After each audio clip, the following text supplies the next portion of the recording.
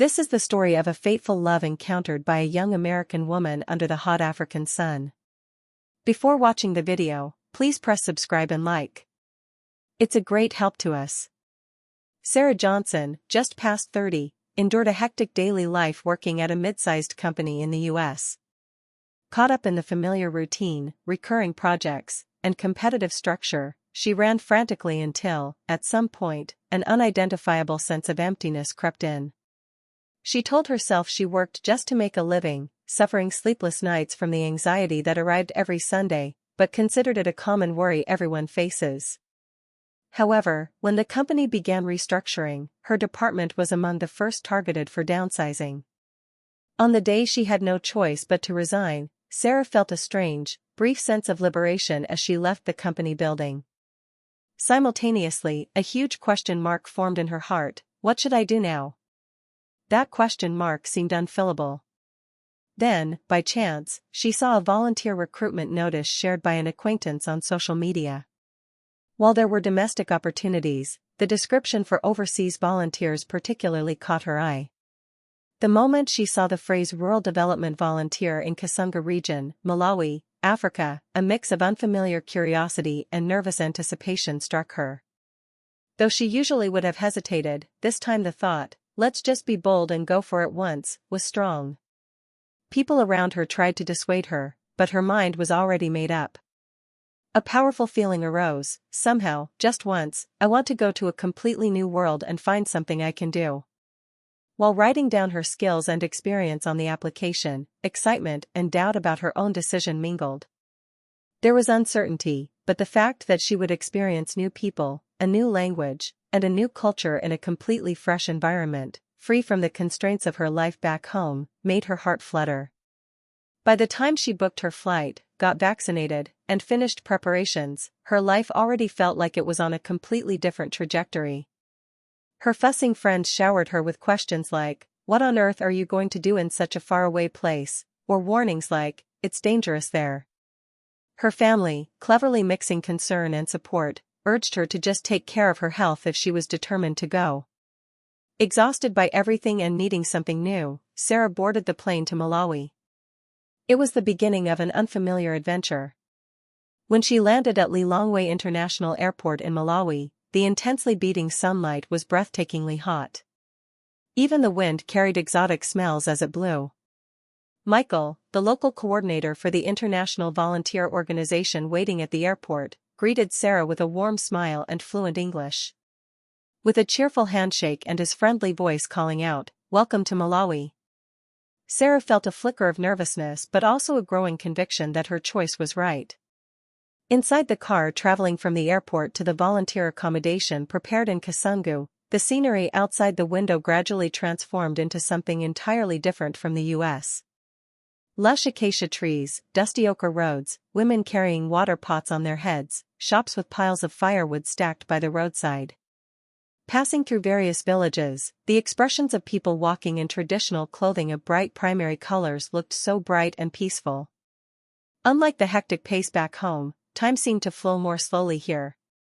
With every jolt of the car, she took in the unfamiliar landscapes one by one, realizing she was truly on the other side of the world. More than anything, the sensation, this is the feeling of freedom I wanted, coursed through her body.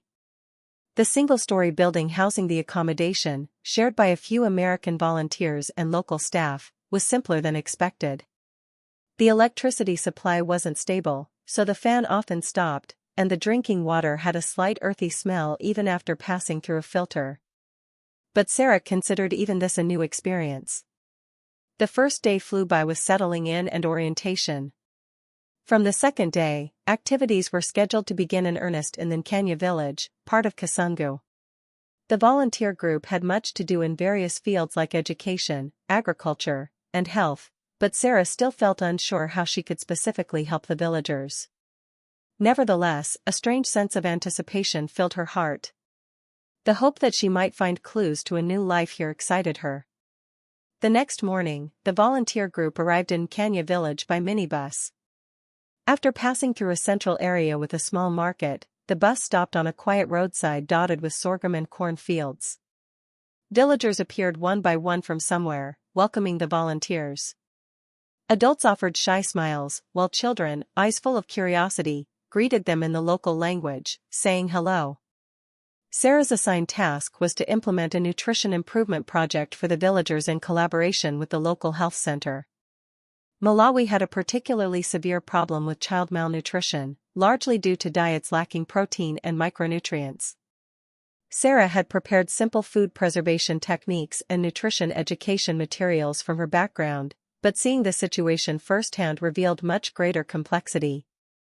Dietary habits and available ingredients varied by region, requiring time to figure out the best approach.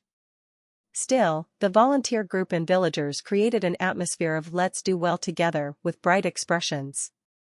The village head, in particular, kindly explained various things. "Thank you for coming to help. This village tries to make the most of its limited resources, but we still need a lot of help and education," he said, his words weighing heavily on Sarah's heart. The Kasunga base and Kenya village were a 30 to 40-minute drive apart, so they typically worked in the village in the morning and returned to the accommodation in the afternoon. In the village, Sarah mainly looked after children, visited homes to survey dietary habits, and held small seminars to teach basic hygiene concepts to residents. When pots or water containers looked severely unhygienic, she would grab a cloth herself and clean them alongside the residents. In the process, facing the children's chattering and the villagers' simple expressions up close, she started thinking, maybe my worries back home were so trivial. A few days later, in front of a thatched roof house, she saw an unfamiliar young man teaching village children how to read and write. Using a simple blackboard and chalk, he explained the alphabet and basic Chichewa words, and the children followed along attentively. Sarah naturally stopped walking and watched the class for a while. "This young man is Elias. He was born and raised in this village. His parents passed away, but he studied hard on his own," whispered the local coordinator beside her. In that moment, Sarah's gaze was captured by the sight of Elias holding a textbook and teaching passionately. Standing before the small blackboard, sweating as he explained things at the children's level, his attitude seemed full of sincerity. When the class ended, Elias noticed Sarah and approached her first. "Hi, I'm Elias. I heard you are working on the nutrition project here. Thank you for helping our people," he said, greeting her somewhat shyly. His English pronunciation was still halting, but his warm smile was impressive. Up close, his forehead, slightly damp with sweat, looked remarkably earnest. Sarah carefully replied that she, too, was moved by watching him teach like this. Feeling an unexplainable attraction budding in a corner of her heart, Sarah was confused whether it stemmed from pity or genuine admiration for his passion. Elias was already well known among the volunteers working in the village. Although he lacked formal teaching credentials, he had saved his own money to buy simple learning materials to teach the children and also taught literacy and arithmetic to adults nearby. Not only that, but on market days, he helped villagers buy and sell goods at more reasonable prices. In short, he was like the village problem solver. Visiting Kenya village 2 or 3 times a week, Sarah naturally met Elias again. Initially, she asked for his help with translation while collecting data on village residents for work purposes. His efforts to translate Chichewa into English seemed pure and reassuringly dependable. At the same time, Sarah grew increasingly curious about Elias. How could he remain so positive and energetic after losing his parents? With limited opportunities to study, why was he so passionate about teaching the village children? Everything about him seemed mysterious to Sarah. Furthermore, Elias spoke freely about a way of life and values she rarely encountered back home. "Even if we have little, if we share together, everyone can become a little better off. When my parents passed away, it was ultimately my neighbors who raised me. I just want to repay that kindness." Sarah was momentarily speechless at his words. In her life in the U.S., pressured to succeed in a competitive environment, such sentences were almost impossible to hear. Conversely, here, sharing and helping each other was an ingrained, natural part of the culture. That fact deeply moved Sarah and simultaneously sparked self-reflection. As they exchanged details about their daily lives, the two gradually grew closer. Sarah often used a translation app, trying to learn Chichewa, while Elias was curious about simple American phrases or customs. Laughter blossomed as they marveled at each other's different languages and cultures, saying, "This is really fascinating." The time spent slowly opening up to each other, like old friends, increased. One afternoon, work finished early, and Sarah was exploring the village alone. As the sun was setting, Elias, who was looking around, approached her. "If you have time, would you like to go to the village riverbank with me? It's like a very small stream, but it's a place I like." Instantly, Sarah's heart began to beat quietly faster. Without hesitation, she replied, "Okay." It wasn't large enough to be called a river, but it was a place where the gentle sounds of water and wind mingled. The sight of a few children splashing and adults doing laundry was peaceful. The two walked slowly along the trickling stream, talking. "In the morning, I teach the children letters, and in the afternoon, I teach farming techniques to the adults. Then, at night, I sometimes visit the homes of children without electricity, carrying a small oil lamp." Elias described his day, which seemed incredibly busy. Yet, he didn't look tired, rather, he seemed filled with the reward and joy of life. "Why do you work so hard?" "It must be difficult." "It is hard. But for this village to develop, education is the top priority. I didn't get to learn much myself, but because I know that, I think I need to try harder. My dream is to build a school in this village someday." The dream he casually mentioned was by no means small, but his voice sounded as if it were a matter of course. Hearing his words, Sarah felt an indescribable emotion welling up inside her, a warmth spreading through her chest. But soon, practical thoughts surfaced. "I'm American, and my time here is limited. I have to go back once the volunteer period ends, right?" The fact that she had to return to the States in a few months felt like a heavy burden on her heart. While feeling increasingly drawn to Elias's warmth, Sarah was enveloped in an unknown hesitation. As time passed, Sarah and Elias interacted more frequently. Even when not related to project work, they shared their daily lives whenever she visited the village, laughing and chatting over coffee or local drinks. Sometimes they wandered through the market together, a rare sight for foreigners. Amidst the continuous conversation while carrying corn flour, peanuts, or Guinea corn, they got to know each other better and better. However, one day, tension began to surface within the volunteer group. Rumors spread about armed robbers appearing in some border areas targeting travelers, and guidelines were issued restricting outings outside the designated volunteer zone for safety reasons. The Kasunga region was relatively safe, but if problems arose in nearby border areas, the entire volunteer group could be ordered to withdraw. Sarah felt anxious. If the volunteer work was suspended and she had to return to the U.S., what would happen to her relationship with Elias? Her feelings had already deepened considerably.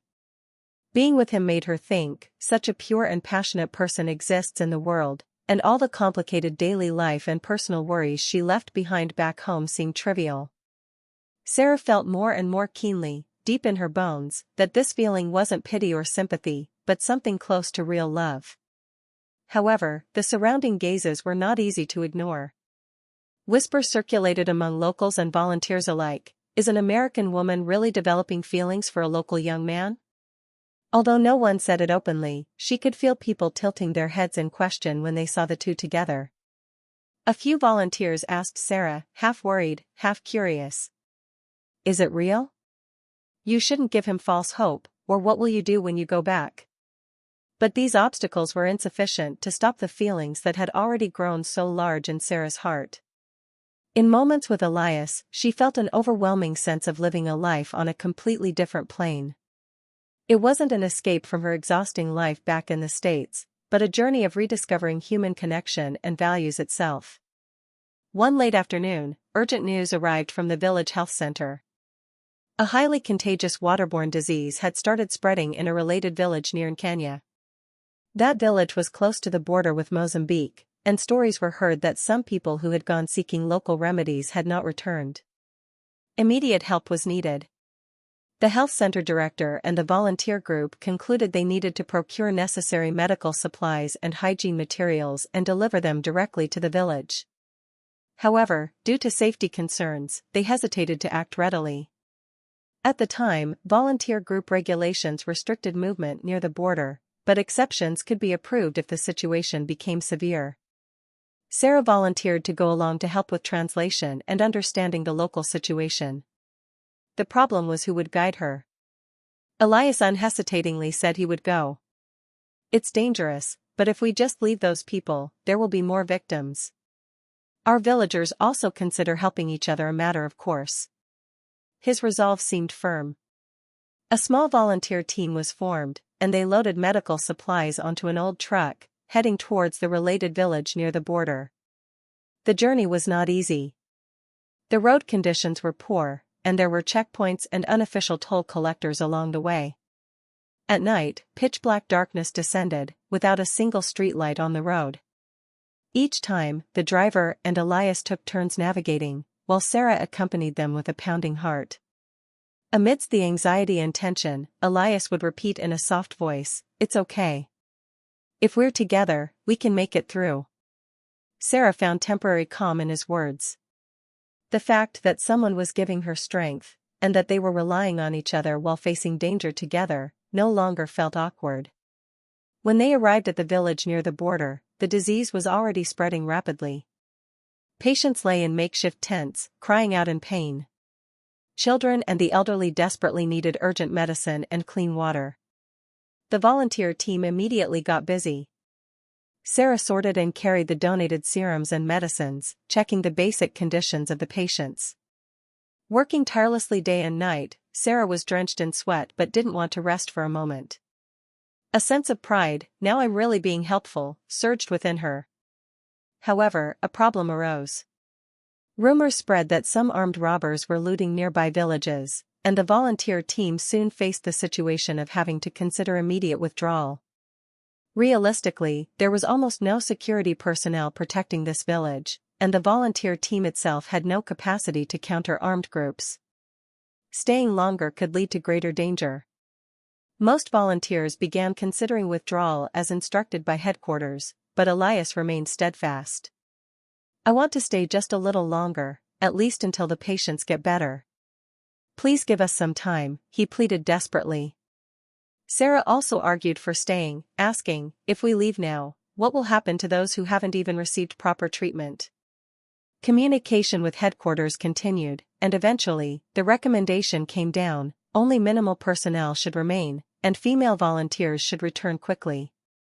When Sarah expressed her intention to stay, others in the volunteer group tried to dissuade her, saying the risk was still high and translation or support tasks could be handled by local staff. But her mind was already made up. She felt a strong sense of calling, believing she had been brought to Malawi to be helpful, even if just a little, in moments like these. So, Sarah decided to stay with a few male local staff members. For safety, they minimized lights at night and divided patrol duties.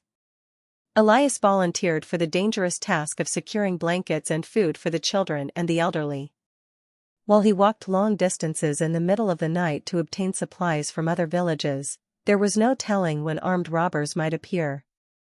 Sarah waited in extreme tension for Elias's return. Fortunately, he returned safely and was able to distribute the much-needed corn flour and some blankets to the struggling children and elderly. Amidst all this chaos, the two grew to rely on each other more deeply. Even in the most dangerous moments crossing borders, they encouraged each other with warm words. Occasionally, Sarah felt a conviction: "If I'm with this person, I feel like I could sustain my life anywhere." Could feelings that transcend nationality, race, and culture be like this? Something burned hotly within her chest. Fortunately, as patrols by nearby military police intensified, the threat from armed robbers gradually subsided. The epidemic situation in the border village also stabilized thanks to the dedicated efforts of the volunteer team. After overcoming the major crisis, the team returned to the Kasungu base. Everyone was exhausted, but the relief of returning safely was immense. Even after returning, Sarah continued to juggle hospital visits and the nutrition project for a while. Elias returned to his usual routine, but found it hard to control the emotions that had intensified during the crisis. Sometimes he asked Sarah, will you forget me when you return home? Sarah forced a smile and replied, I'll try my best to stay in touch as much as I can. And though I don't know when, maybe I can come back again. But inwardly, she already didn't want to leave. As the end of her volunteer term approached, Sarah agonized over her limited time. The fundamental question, could I really give up everything and stay here, weighed on her. Abandoning her family, friends, and social foundation in the U.S. was by no means an easy decision. Nevertheless, the love and dedication Elias showed, and the strong desire to participate in the future he was building for the village, grew intensely. Finally, Sarah decided to honestly confess her feelings to Elias. One weekend afternoon, they revisited the riverbank they had once walked together. This time, there were no children or people doing laundry, it was quiet. The river still flowed with a gentle sound. Elias. I know I have to go back to the States soon, right? Yes, I know. The volunteer period is set. But honestly, I don't want to go back. I want to be here, in this village, with you. But I don't know if I can manage life here even if I stay. Following Sarah's words, Elias quietly took her hand. You must be scared. But I believe. If you can be here with me, we can definitely make it work. I know it won't be easy. The comfortable life back home might not compare to the hardships here. Still, I believe that if we're together, we can find a solution to any problem. In that moment, Sarah squeezed Elias's hand tightly and burst into tears. What she truly wanted was that one phrase, let's share these difficulties together.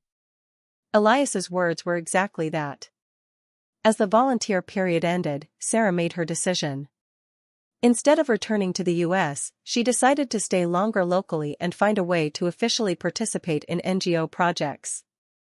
Fortunately, the volunteer organization recognized her dedication and capabilities, allowing her to continue working on a contract basis at the Malawi branch.